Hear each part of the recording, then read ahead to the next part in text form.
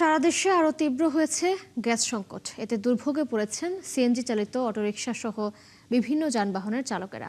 এদিকে বাসাবাড়িতে রান্না খাওয়া চলছে বিকল্প উপায়ে। সাভারের বেশ কয়েকটি সিএনজি ফিলিং স্টেশন বন্ধ হয়ে গেছে। আবাসিক শিল্প গ্রাহকদেরও দুশ্চিন্তা কাটছে না।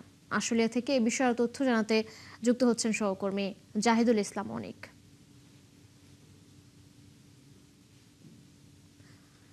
অনেক এলাকার গ্যাস সংকট কেমন দেখতে পাচ্ছেন? এ বিষয়ে ফিলিং স্টেশন ও সিএনজি চালিত গাড়ির চালকরা যারা আছেন তারা কি বলছেন?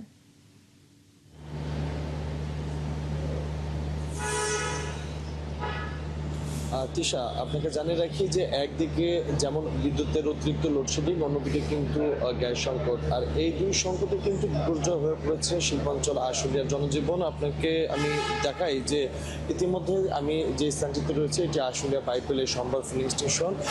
ঠিক আধা ঘন্টা আগে এই ফিলিং স্টেশনটিতে কিন্তু বিদ্যুৎ লোডশেডিং হয়েছে এবং যার কারণে কিন্তু এখন এখানে যারা চালকরা রয়েছেন, যারা এখানে গ্যাস সংগ্রহ করতে এসেছেন, তারা কিন্তু গ্যাস না পেয়ে এখানে দীর্ঘ সময় কিন্তু অপেক্ষা করছেন।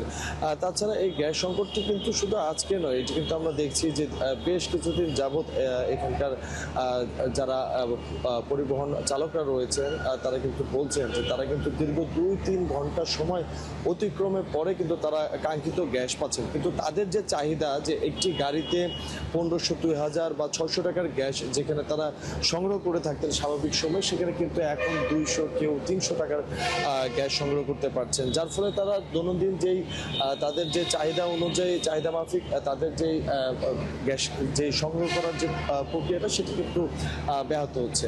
আর অন্যদিকে যদি আমি আপনাকে একটু শিল্প কারখানার কথা বলি, আমি বেশ কিছু কলকারখানার যারা মালিকরা রয়েছেন তাদের সাথে কথা বলেছি। তারা যেটি বলছেন যে যেহেতু দিনের শুরুতে তাদের কার্যক্রম শুরু হয়, সেক্ষেত্রে শুরুর ভাগটি কিন্তু গ্যাস সংকট থাকে এবং এই গ্যাস সংকটের কারণে কিন্তু বিভিন্ন কারখানার ড্রাই এবং ওয়াশ যে প্রসেসিং সেগুলো কিন্তু তাদের বন্ধ করে রাখতে হয়েছে। এবং অন্যদিকে যেহেতু আশুলিয়ার অধিকাংশ শ্রমিকের বসবাস এবং তারা কিন্তু যেটি অভিযোগ করছেন যে দীর্ঘ সময় গ্যাস না থাকার কারণে তাদের যেই আবাসিক ভবনে যে গ্যাস রয়েছে সেটি কিন্তু তাদের বিপর্যয় ঘটছে।